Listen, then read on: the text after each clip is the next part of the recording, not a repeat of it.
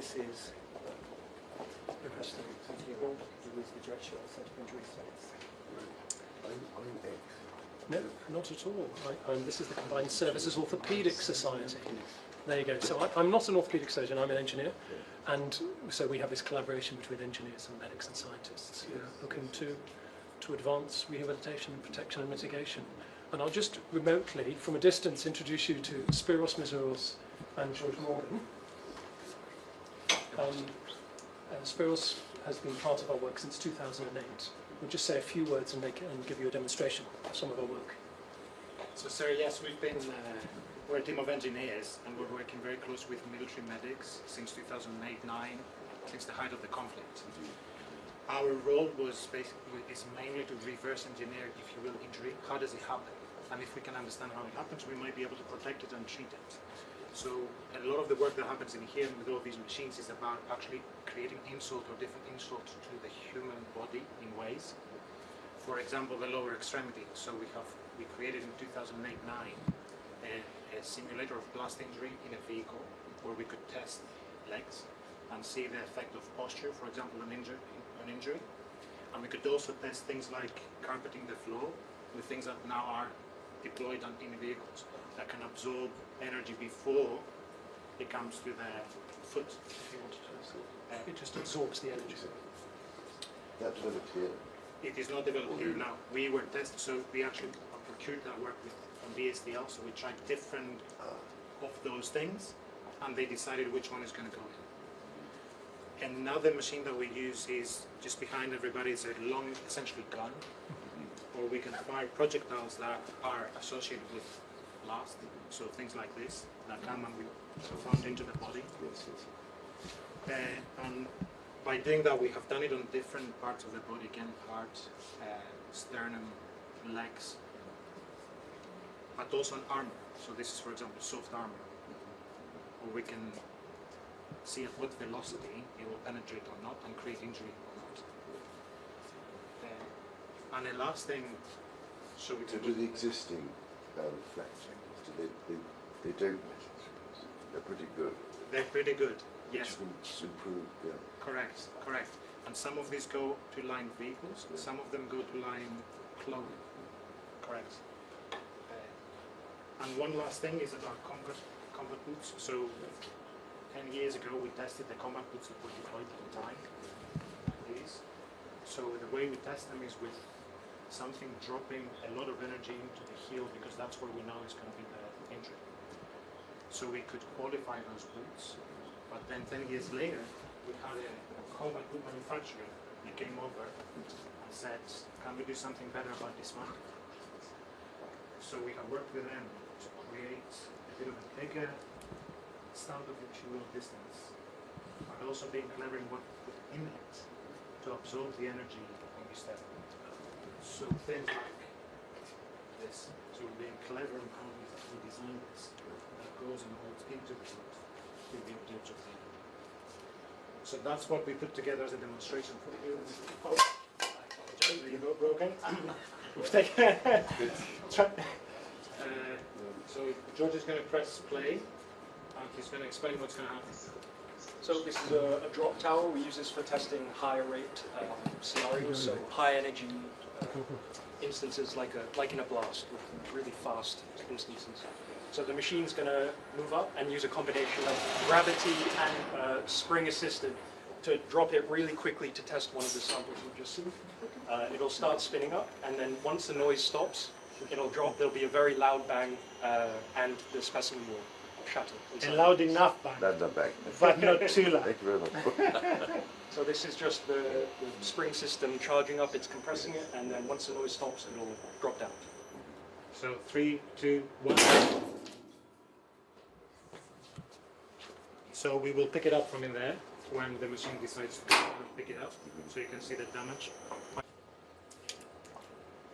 So we're hoping that this goes in bits and not your foot. So, is this what you're working on at the moment? Correct. You haven't quite finished perfecting it, or you have? We have just about perfected it.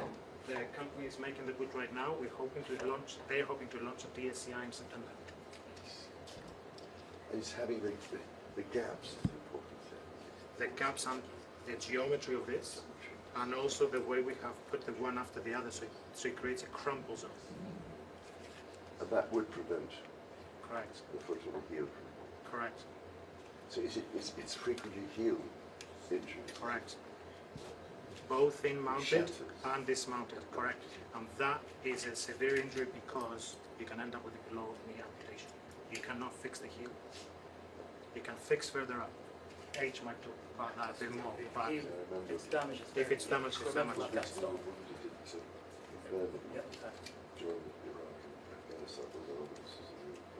Correct. So have you been able to apply, have you got better kit? This is going to really make a difference. So I mean, a lot of this gets translated very quickly Into into. It's pretty, remember during that kind of start, we were very quick. Yeah. We were very quick about getting innovation Yeah. out to the basketball within weeks sometimes. It was similar talking. Absolutely. That was very quick. Well, we work very closely with DNS equipment Yes, exactly. because they're the ones actually that can make the difference because they're what's worth it. So have you got a list of really good companies that you work with that you know you can rely on? We do, yes, we do. It's a little bit about when they want to engage as well, right? Because it's financial. Anyway, that's a completely different story. Yes. So are you both specialists in the same field? Or yes. Yes, I work in Spiros' lab group. So we specially selected to work with. He was specially selected. That's correct. That is correct. Yes. So did you actually train here? So 2004 did my PhD with Anthony. Right. 2008 I started working on this with Anthony on military medical. So I graduated from the PhD program. Amputation. So a lot of work that we've been doing is on the rehabilitation side, which you'll hear about downstairs. But part of that is to produce prostheses that are suitable for mass production in environments where perhaps the very expensive prostheses are not available and that are functionally effective. So this is, for example, one thing that we have developed, which is mechanical and yet provides the same optimal functionality as you would have from the very expensive microprocessor controlled knees. Tested in these machines that don't just drop weight, they push and pull slowly to replicate walking, for example. And that's the kind of thing that we've done with this. So this has been tested for a couple of million cycles, representing a number of years of use for an amputee in this machine, just pushing it up and down. But we'll show you a little bit more downstairs. I need to hand back. You have to get these specially made. So this machine is actually it's a British company called Instron, based in High Wycombe, and it's powered by hydraulics. It can go very fast, it can also go quite slow, but the good thing about it is it can test things from millions and millions of cycles. And the interesting thing about these machines is, although we're testing whether or not this will fail after a million cycles, you have to first get the machine that lasts for a million cycles. So there's even a lot of engineering in the equipment that we use to test. Yes. Shahan. Merci. I'd like to introduce a colleague joining from Lviv.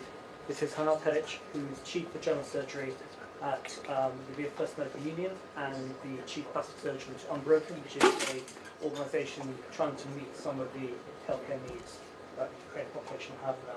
So I'll hand over to Ghnat and he will tell you how things are in Lviv now. Your Majesty, Morning, it's a great honor to address you today. Since the beginning of the Russian full-scale invasion, on our work as surgeons in Ukraine has changed dramatically. We have been treating a large number of wounded soldiers from the front lines, as well as civilians injured by missile attack on our cities, including Lviv, the largest cities in western Ukraine. Before the war, we had no specialized reconstructive surgery service. However, thanks to the invaluable support of British surgeons who arrived at the beginning of the invasion to share their expertise, we established the Center for Reconstructive Surgery. There, we now performed complex procedures lasting 10 to 15 hours, helping restore bodies shattered by the war. We are also pleasured that our medical institution, UNBROKEN, has signed a memorandum of cooperation with Imperial College Healthcare. Your Majesty, on behalf of my colleagues and my country, I wish to express my deepest gratitude for the United Kingdom unwavering support of Ukraine.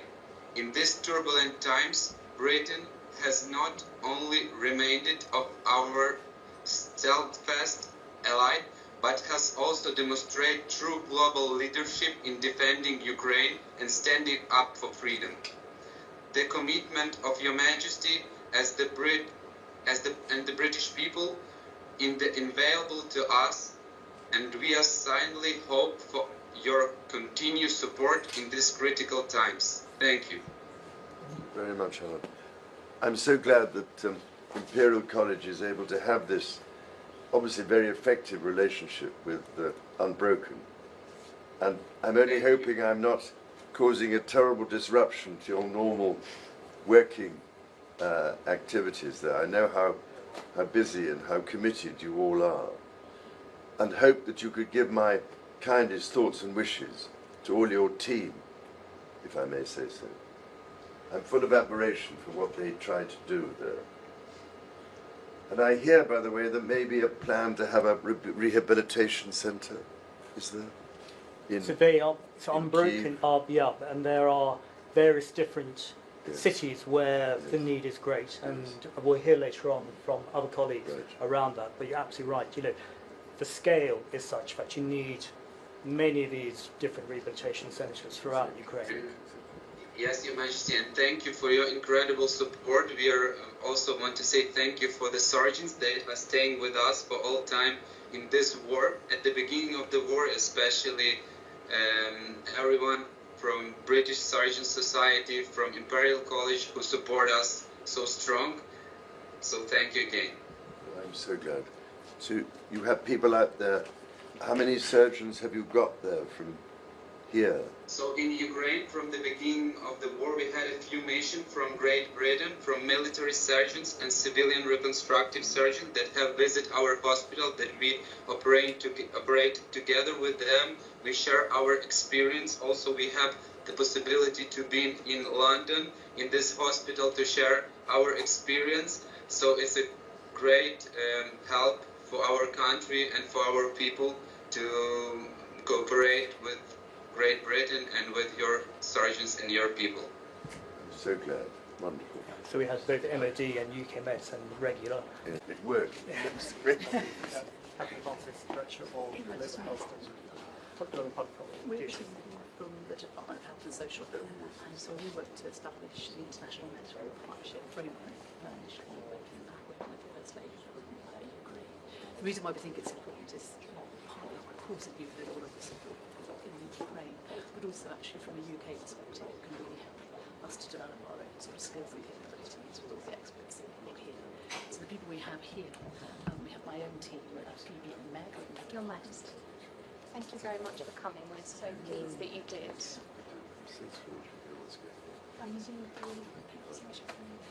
where are you all based? In the Yes, in the department on Victoria Street. And I'm the head of Europe, and I set up the humanitarian function in the department, which oversees all of our health work with Ukraine.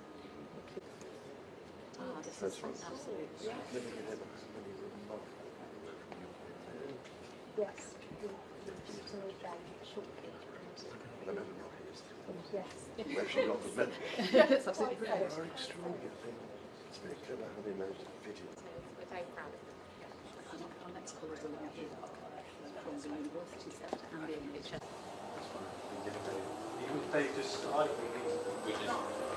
We need you guys to stay there for me, please. They got something? For Duncan, just move over here, the other side a little bit. It works. Duncan, It's just please. not.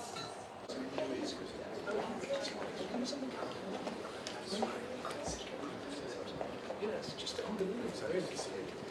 So I think if we just come here. So you may well know Dave Hanson, and so he's going to be doing a little demonstration for us. Dr. Diana Todorita. Diana is one of our postgraduate and postdoctoral students and postdoctoral researchers, and Claire Godini, who's a PhD student. And they are going to explain, yes, we are international. London, UK, Imperial College, very international. Diana will just start and explain a little bit about what you're going to see, and Dave may pitch in when he wants to. they will expert gladly demonstrator. Yes. You're very kind to be the guinea pig. So Diana. Yeah, our work combines computational and experimental approaches to understand how the bones, muscle, joints, and whole body interact during movement. And for this, we study this in both healthy and injured states using various advanced biomechanical tools. And one of them is optical motion capture tracking, which you can see in action right here. So with this, we really aim to gain a fundamental understanding of how mechanical loads affect the body during movement. And this information is crucial for improving rehabilitation, prosthetic design, and ensuring long-term health for injured personnel in past and current conflicts, including Ukraine. So I can show you how this system works. It's quite cool.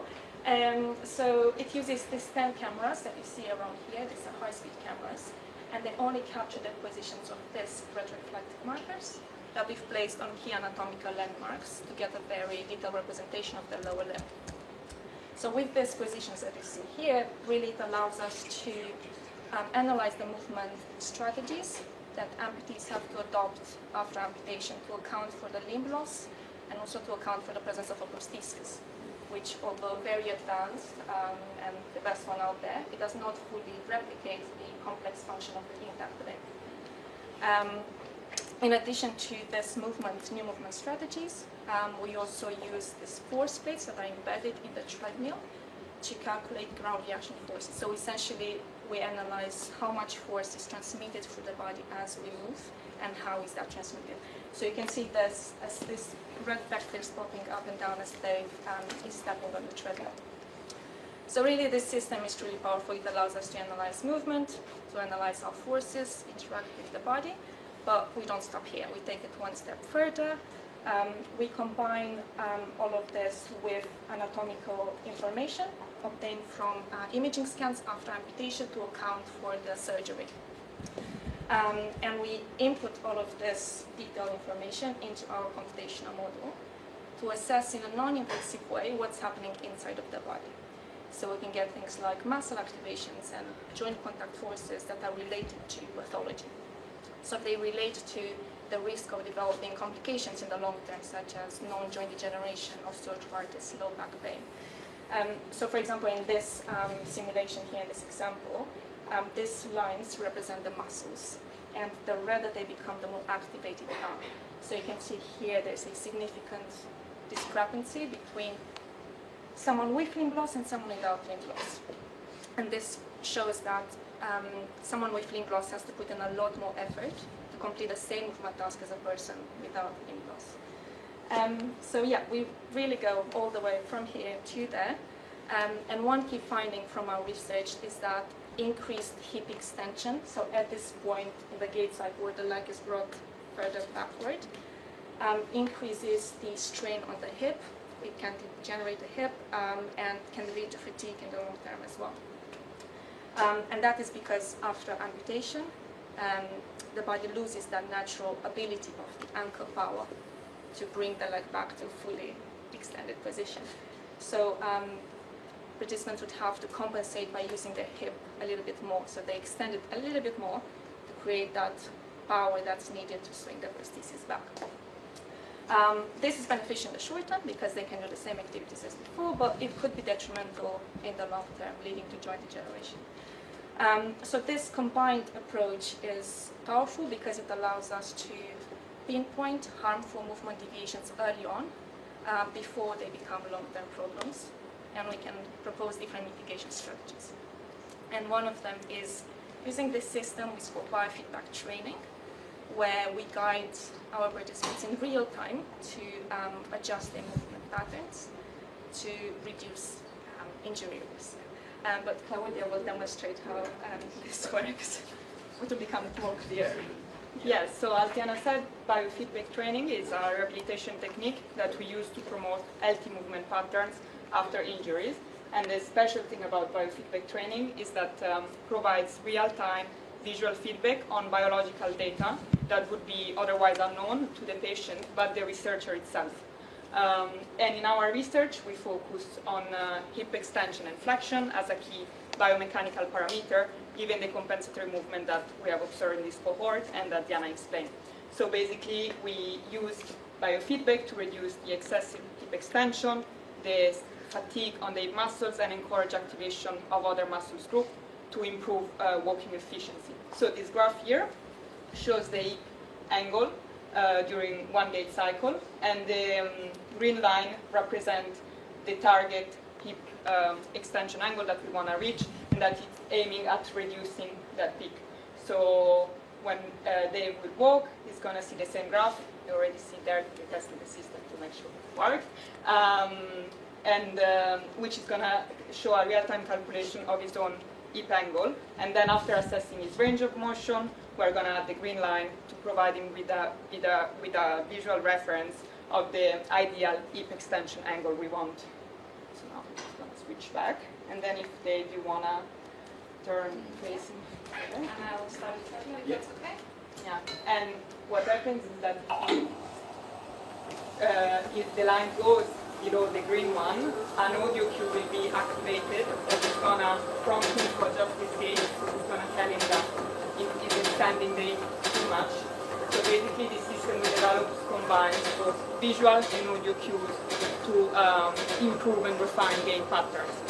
And although it's very advanced and it's used in many different cohorts, both in research and rehabilitation, it's actually in its very early stages with the individual with big loss.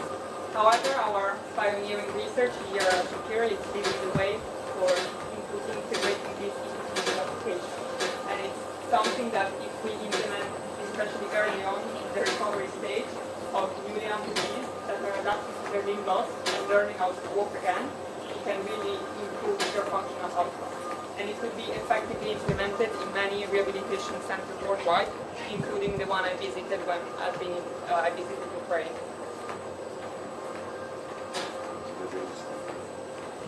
Not yet, but it's something that it would really help young men and women that have been injured, because the earlier they do it, they don't learn wrong compensatory movements, and so we facilitate a more even load distribution and also activation of many muscles without straining the ones disease. So it really can help in the long term, especially because it's young people that will have decades ahead of them to live with this. Yeah. I can stop the treadmill, yeah? He's really is an expert.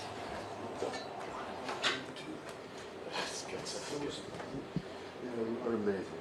Oh, thank you, sir. It's been a while now for me, though. Well, but are these the very latest? These ones are the very latest, yeah. These only came out in the UK in October. So certainly very fortunate to come through the military route in terms of prosthetic care and what's available. Are they less for strength? Yeah. Oh, yeah. Yeah, these are the brilliant. Yeah, this is what very good to see, sir. Very good to see.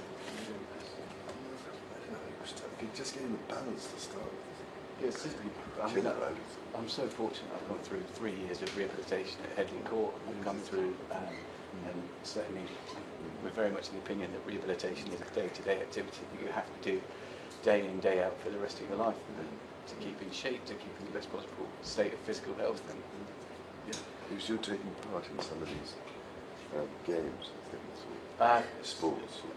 So I'm a touch too old, I feel. I did the Invictus in 2014, Invictus Games in 2016, and Paralympics in 2016, and I stayed on as a trustee until end of 23 of the Invictus Games, so certainly been involved with it. I'm back in the defence industry now, working. I've got 3 children. So what do you do? Which bit of the defence industry? I build specialist boats. Yeah.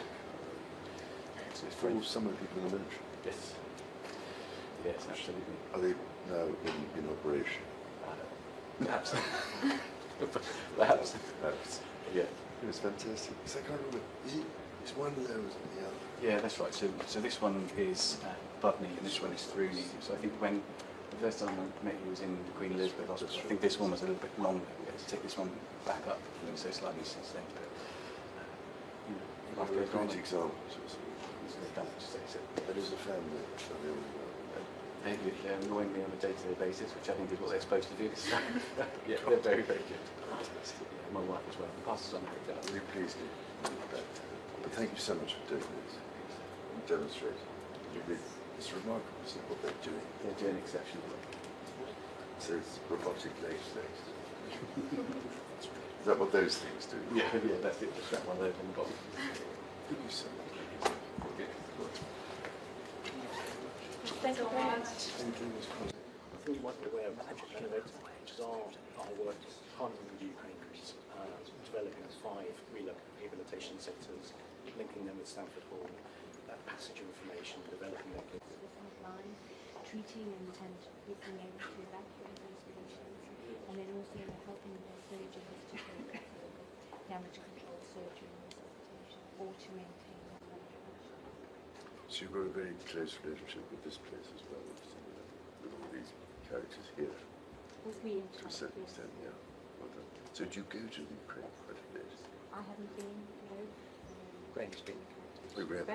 We've been asked to help them develop their reconstructive surgical capability, simple techniques through the way to kind of microsurgery. Yeah. So we have a discrete in-country presence in the rest of the country. So surgery is a practical skill, got to be taught and mentored. And then we'll actually have Ukrainian surgeons coming back and forth the whole time for calibrated training, face-to-face discussions, and ongoing support. So passage. Never done it, please. So we work in partnership with the NHS, who's ultimately they have a much bigger pool of cities. I'm just seeing how impressed I was yesterday, meeting all these UK-made people. Try again. Such a brilliant idea. French Protestant thinking is big institute, so I like asking them to do this. I don't think that's more deserving. It's hobbyist enterprise, so it's really been the last 7 or 8 years that we've pushed forward into really sort of frontline looking at all this problems. Well, the NHS have been working on this the occasion like this, so also be that people come back, get very rich, sometimes get Real opportunity to also learn from them as much as Yes. So just to introduce you to Daniel. Daniel is the president of our student Ukrainian society, which we have here at Imperial, and he has collected himself and a few other Ukrainian students for you to meet. You're all at Imperial. Yeah. Here in this side. Well, scattered. most of those students will speak on their behalf, but they study at South Campus You've been here for 4 or 5 years. Yeah. And then when you go back to Ukraine, We'll see. you'll see. So this is the fantastic Ukrainian community. As you might know, Imperial is a rather technical university. So the Ukrainian Student Society was not a thing up until 3 years ago, when the war started. And these are incredible people who make it all possible and happen. So this is Klim, aerospace engineer. This is Dan, computing student. So again, are you doing have you done 4 years? I'm doing my final year now, so I'm doing masters here. So I'm in my final year, my 4th year. And then have you got plans after this? Yeah. Hopefully, first get some work experience, and then probably work in the industry. Aspirations, go into the industry and start my own company maybe at some point. And are there more Ukrainians coming over here all the time I think so, yeah. to Imperial? Yeah, I think, I've been contacted by a few guys about recently. And they're working quite hard. Yes, they are. So But yeah, but it's worth it. good. So we haven't caused you too much disruption today. Studying I'm Selena. Nice to meet you. and doing which? I do geophysics. Oh, do you? Yeah, so I'm sorry.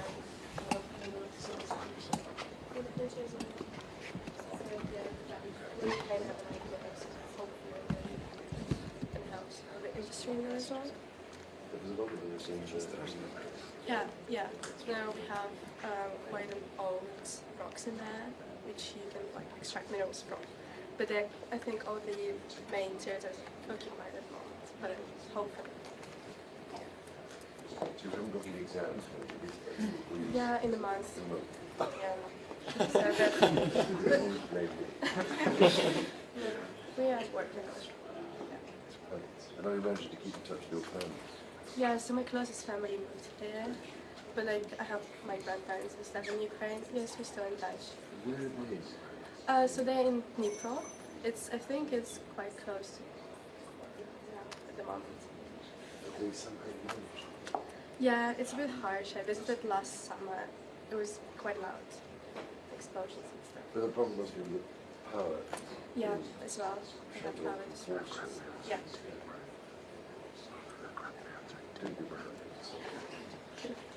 Andrei, nice to meet you. From Computer science, master. Yes. Fundraising for Ukrainian society as well.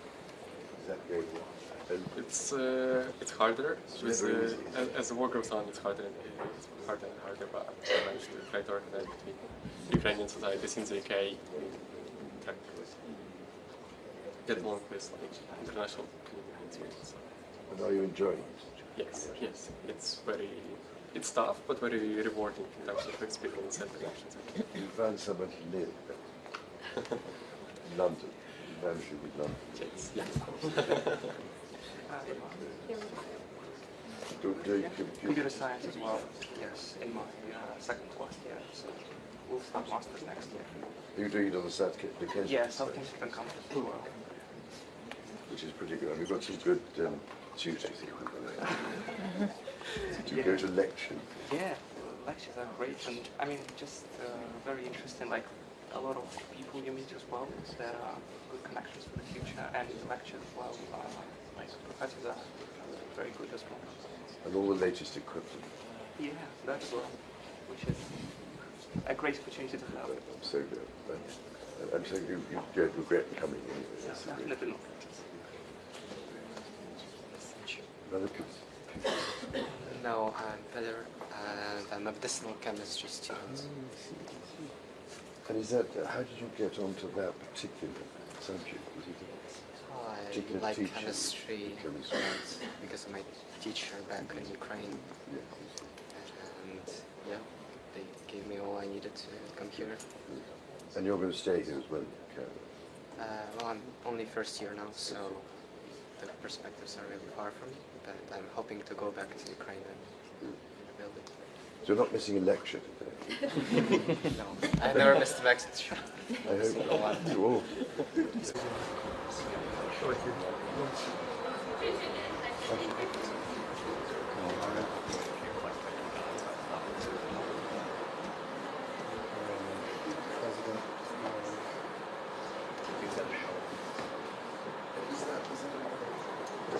Chemistry is basically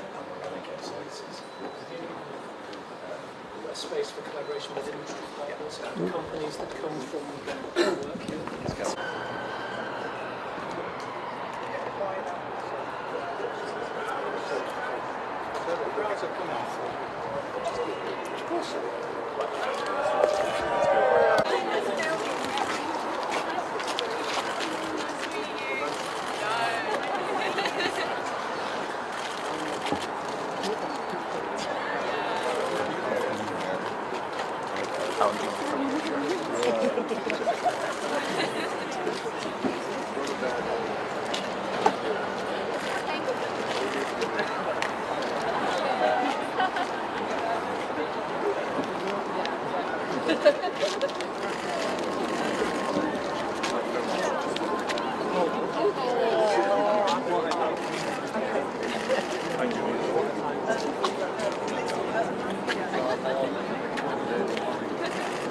Oh, can you pick it?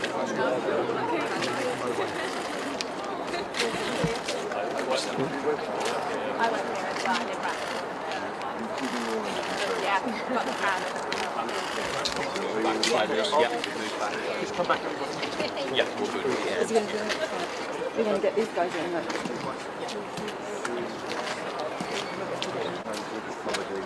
Yes, it's actually next door. There, do you want to guys go to the end of that?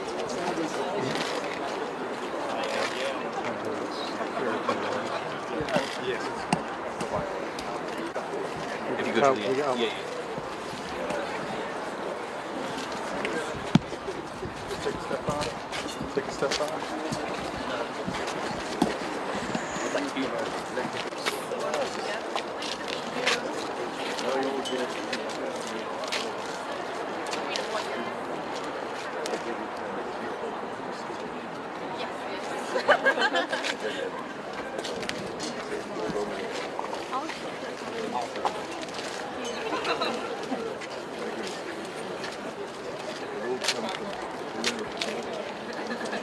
Burma. Yeah. Years ago.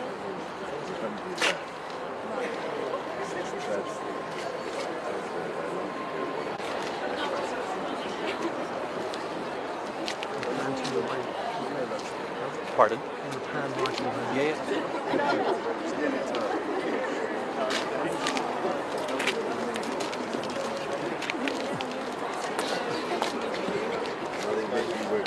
We will just go to the end.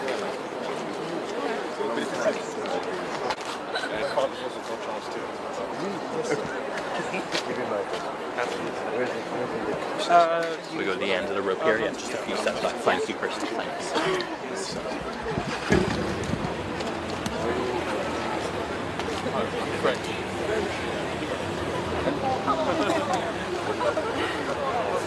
I tried to. Stick with the tongue.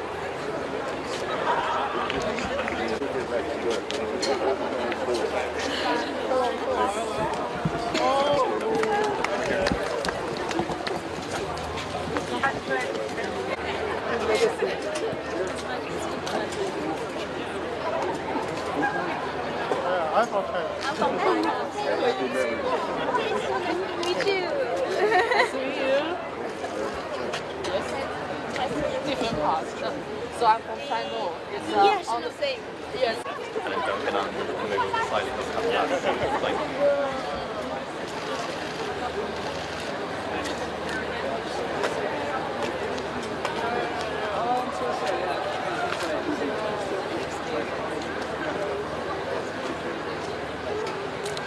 come over here, don't you? Yeah, yeah, come over here. Thank you. Just move over. Yeah, yeah, thank you. Stay here, stay here, stay here. Stay here. I was there the other day. Thank you very much. No, thank you so much.